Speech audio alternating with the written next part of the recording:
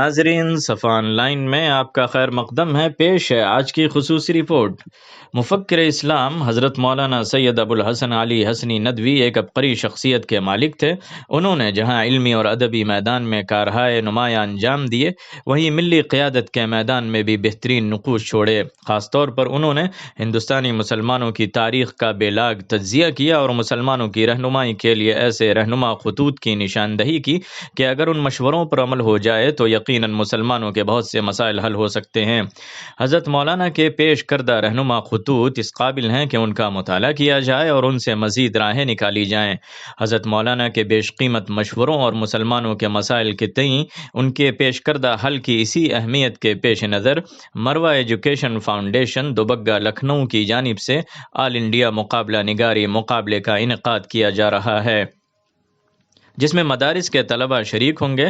اس مقابلے کا عنوان اس طرح ہے: ہندوستانی مسلمانوں کے بنیادی مسائل اور ان کا حقیقی حل، حضرت مولانا سید ابوالحسن علی حسنی ندوی کی تحریروں کی روشنی میں رکھا گیا ہے۔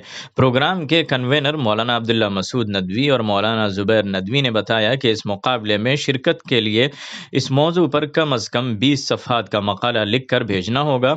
مقابلے میں اول، دوم، سوم پوزیشن لانے والے طلباء کو بالترتیب 5,000، 3,000 اور 2,000 روپے کا انعام دیا جائے گا۔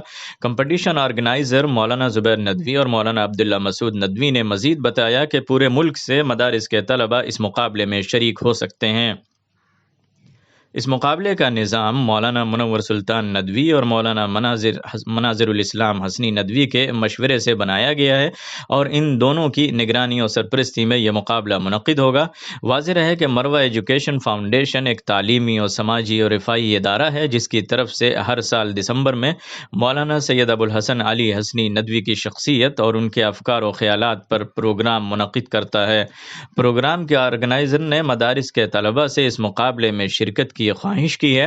مقابلے میں شریک ہونے والے طلباء صفا آن لائن LKO@gmail.com پر اپنا مقالہ بھیج سکتے ہیں، اور جن شرکاء کے لیے میل کرنا مشکل ہو وہ اپنا مقالہ اسکین کر کے واٹس ایپ سے بھی بھیج سکتے ہیں۔ مقالہ بھیجنے کی آخری تاریخ 25 دسمبر ہے۔ اسی کے ساتھ اعظم شرقی کو دیجیے اجازت۔ اللہ حافظ۔